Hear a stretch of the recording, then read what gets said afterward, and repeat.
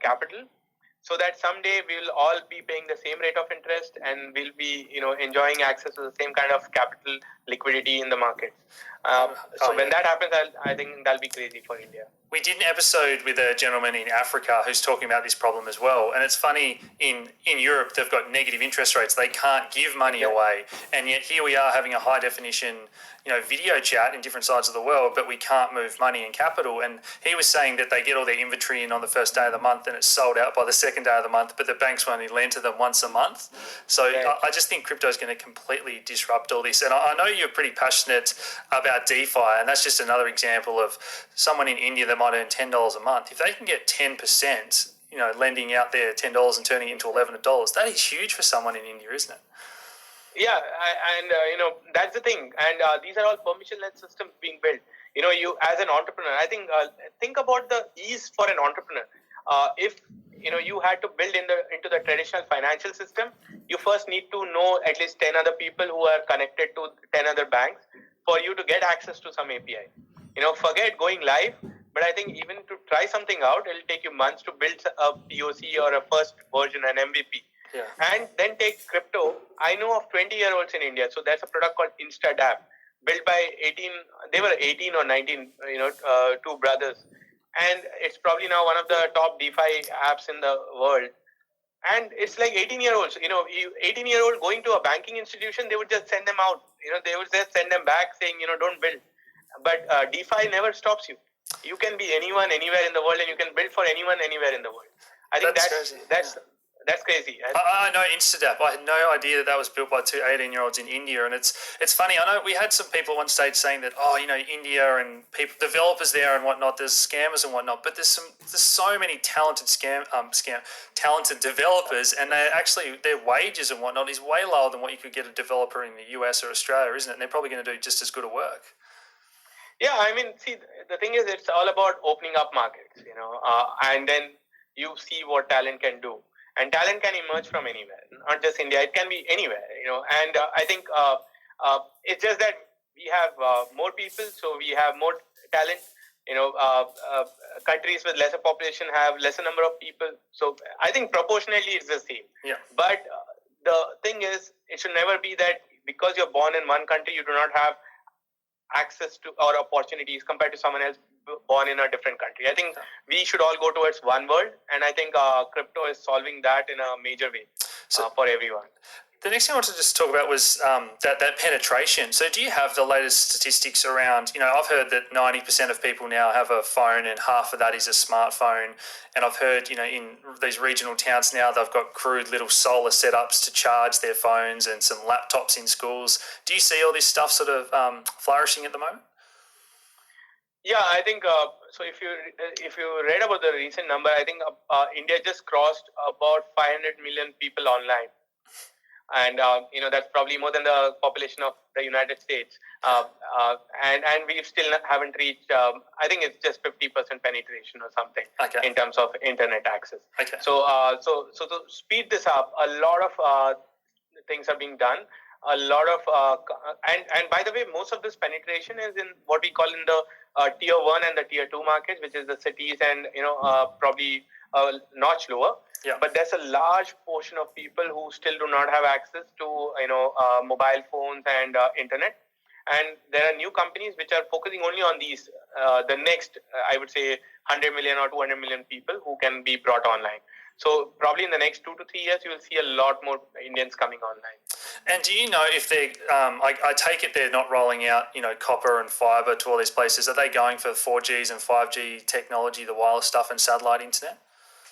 Yeah, right now it's mostly 4G. I'm not sure where the state of the country is with 5G. I think they're still debating on the which bandwidth I think to go with or something like that. Yeah. I'm not sure about the thing.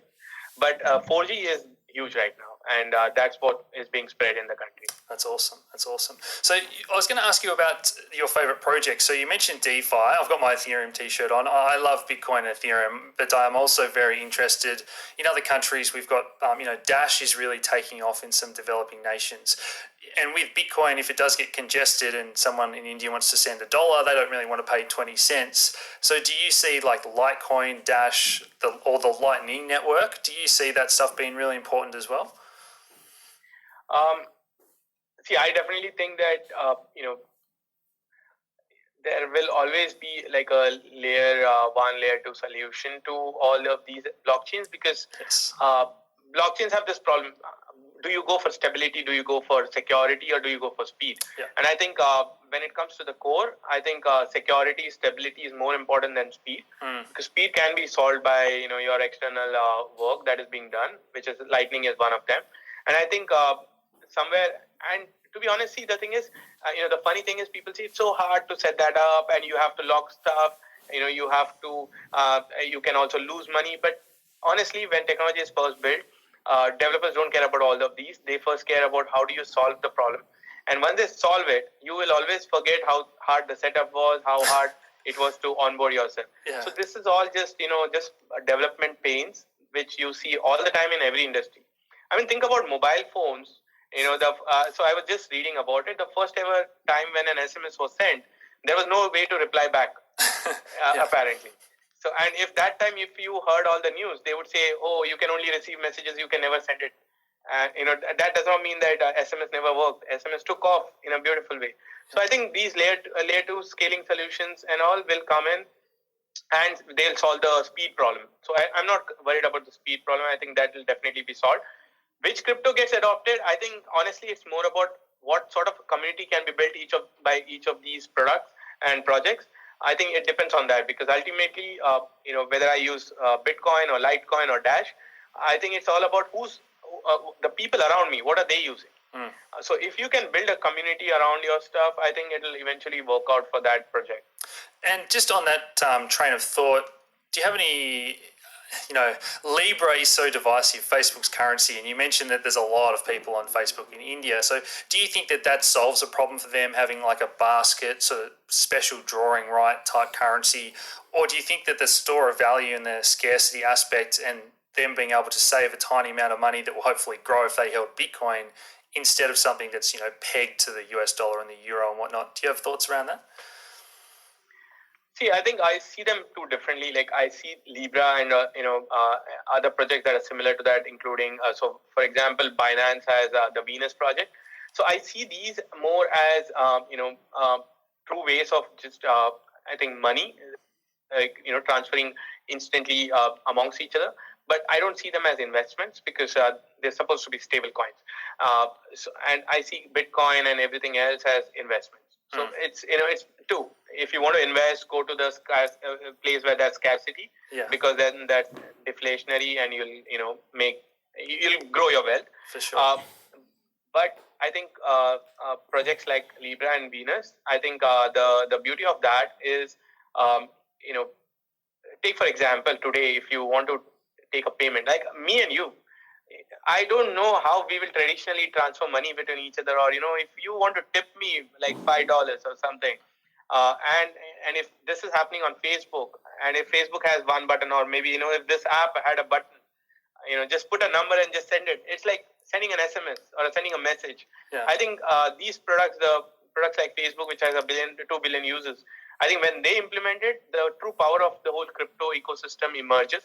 So I'm more excited about that. I don't know who the winners would be, but I think these are all experiments, and these are all ways to show the world what crypto can do. So from that point of view, I'm very excited about these kind of projects. For sure. Now, you guys have just been acquired by Binance, and they've gone pretty aggressive. I remember a year ago they were talking about how aggressive they wanted to go, and they started off with a couple of small countries, but now it seems like they've gone for the really big ones. So how did that come about? What are you excited that they're going to be able to accelerate what you can do?